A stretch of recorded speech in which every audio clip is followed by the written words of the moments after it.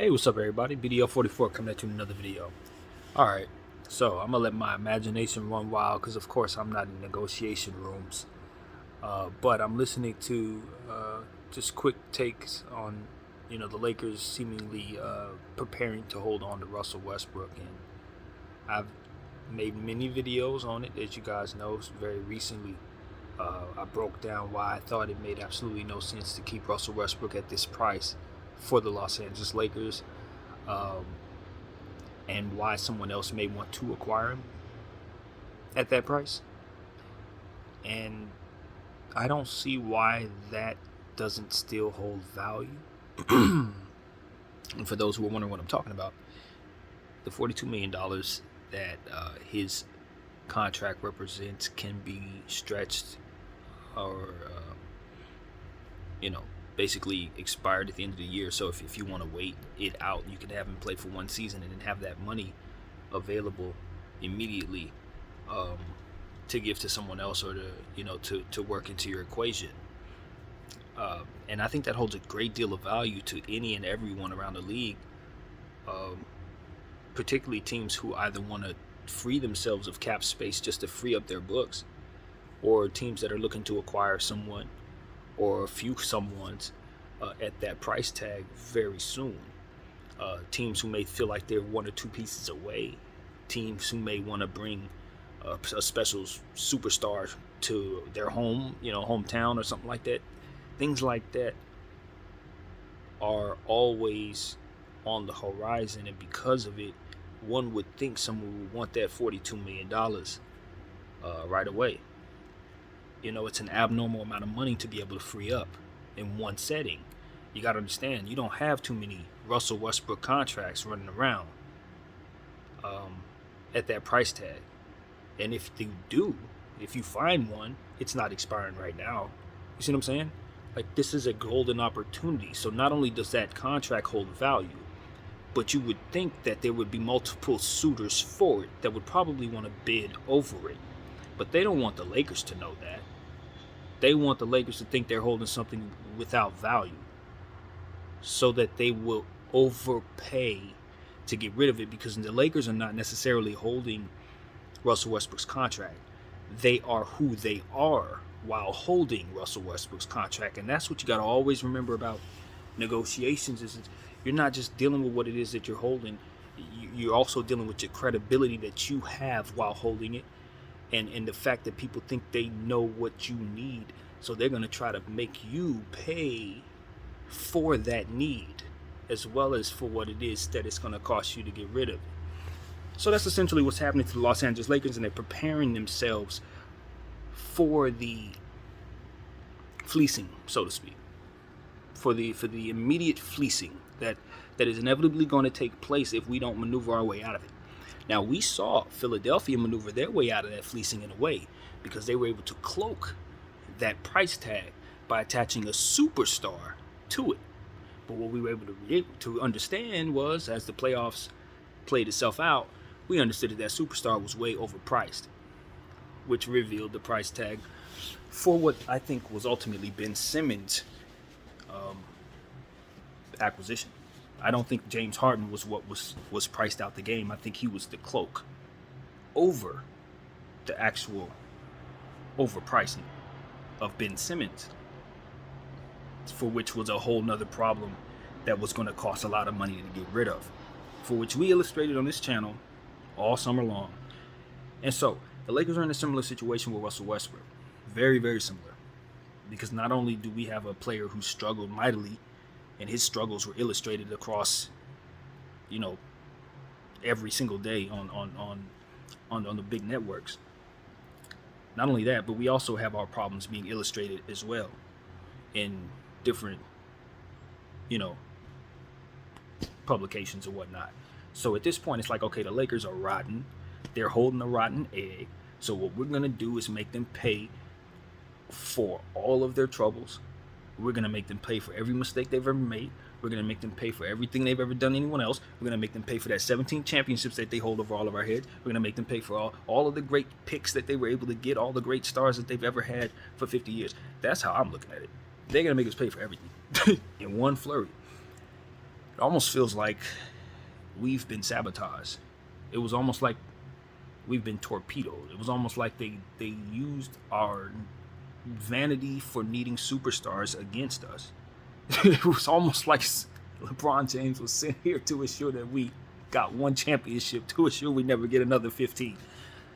Now, maybe I'm just a paranoid mind, but that's exactly what this looks like to me. It looks like now we are not in a position to even have the value of the things that we normally would have because of the circumstances that surround us with the chaos that is the Laker organization, which is why I tell Jeanie Buss, it is very important that she fix the front office. This is why. Because people can't hold the leverage of you being a rotten apple if you're not a rotten apple. We learned that when we cleaned up everything in regards to, of course, Jim Buss. That cleaned that situation up, then we were able to actually have the leverage to get a LeBron James. Before that, we couldn't get LaMarcus Aldridge and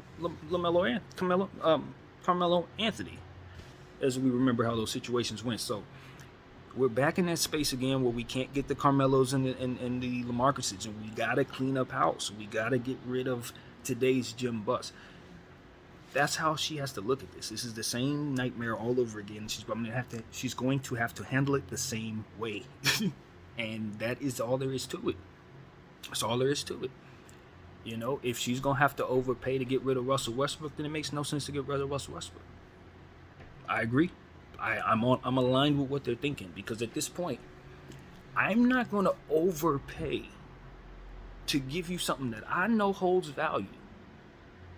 Because at the end of the day, even though I don't want it at this price and I don't want that player, I still can too hold on to it for a year, let it expire, and have $42 million at the end of it. I can do it too. And because we can do it too, that puts us back in the driver's seat.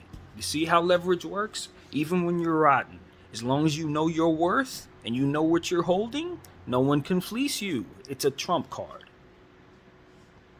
Simple as that. Self-awareness is a trump card. You know who you are, you know who you're not. I can fix my problem. And I can also hold Russell Westbrook for a whole year. I can do that. And hold on to those picks that you're going to try to fleece me for as well. I can do that too. While sitting in my little rotten chair. Whether I fix it or not, I still got that $42 million expiring at the end of the year. And just who doesn't? All of y'all. That team over there who wants, who is that? Bradley Beal? Yeah, that team. Yeah, that team that wants Dame. Yeah, they want 42 right now too. Ayton's coming up for some money. He's unhappy in Phoenix, right? Yeah, he's gonna need that money as well. Somebody's gonna want that, Lakers. Don't let the field lie to you like they're telling you you're too rotten to hold something valuable, so you need to just give it up for free. That's not how this works. Even if diamond is sitting in mud, it's still my mud. I own the mud and the diamond too. So you can't have it unless you're willing to pay for it what I'm willing to give it to you for. That's it. And that's how Jeanie has to play this. So I'm with her. Keep playing, calling a bluff. I'll hold on to it. All you coaches that's coming our way, for sure. What you're going to do, you're going to have a plan for Russell Westbrook and for a plan without him, because either reality could be yours. So be ready. And as far as the rest of the field, the rest of you teams, hey, it's just my time to sit in the mud. Y'all all going to have your time. And best believe we're going to have our time in the sun too. So y'all can fleece us now, we'll fleece you later. That's how this works. And so that's what I would tell her, man. That's exactly what I would tell her. Don't worry about it. Just fix the front office. That's it. Just fix the front office. Don't worry about Russell Westbrook. When the clock strikes a certain time, these people are going to start looking around saying, man, I really need that $42 million though. That's all that's going to be. That's all that's going to be. Yes, today they're telling you you're going to need to give up 100 picks for it. At the 11th hour, they're going to be willing to give you a couple picks for it, because they're going to need to free up that money. Whether they see the circumstances unfolding or not, they're coming. Daryl Morey taught us that when he just waited a little bit longer for the Ben Simmons thing instead of striking right away. Trading it for John Wall? Nah, he traded it for his guy. He just waited a little while. We learned from that. So, yeah, we'll hold on to Russell for sure. And we'll have that $42 million to give to your star. Whoever that team is that don't want to do business with us, chances are your guy is going to want to come here. You saw that with the New Orleans Pelicans, right? AD was a Laker, wasn't he? Mm-hmm.